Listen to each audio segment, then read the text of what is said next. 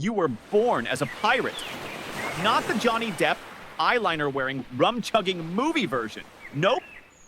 You were born in the real golden age of piracy, sometime between the 1650s and 1730s.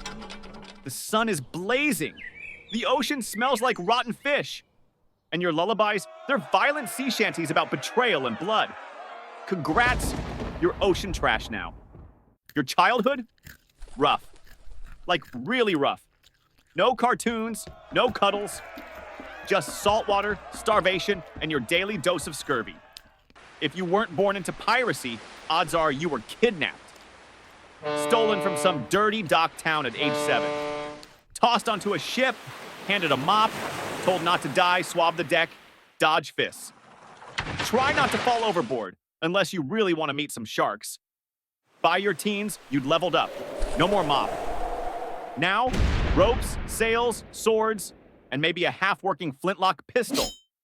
You practiced sword fighting with broken crates and drunk crewmates, climbed masts during storms, ate bread so stale it could be used as a weapon. Bathing, not a thing. Your cologne is sea salt and regret. Most days, life at sea was boring. Miserable heat, rotting food, maggots in your biscuits, yum. But when you finally spotted a merchant ship, all hell broke loose. Cannons fired, boarding hooks launched, screams, smoke, and suddenly, you're climbing over the rail with a sword in your mouth like it's Pirate Olympics. You loot gold, food, fabric, heck, even the fancy toilet. Everything was fair game. Despite the chaos, pirates had rules. Break the code, you could lose an ear, or a leg, or get marooned on an island with no food and a bunch of angry crabs. Yeah, even pirates had HR policies. Pirates weren't just sword-swinging maniacs. They were tricksters. Raise a fake flag, pretend to be friendly, get close. Then strike. You learn to fake accents, read maps upside down, and lie with confidence. Piracy was just as much acting as it was stabbing. By your 20s, if you survived that long, you were a seasoned killer. People knew your name. Blackheart, One-Eyed Jack, maybe Tiny Pete the Intestine Slicer. Okay, weird flex.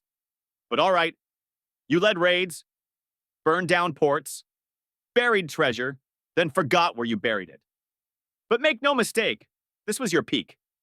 And your peak was also your death sentence, because every pirate story ends the same. You either got caught and hanged in front of a cheering crowd, got betrayed by your own crew, or you died from something super dumb, like an infected splinter. Yeah, splinters were deadly when your doctor was just a drunk guy with a knife. Relationships, laughs please. You were married to the sea, and she was toxic. Maybe you had flings at port. Maybe a secret family who thought you sold fish for a living. You'd show up once a year like, hey son, here's a gold tooth I ripped out of a guy. Love you. Retirement?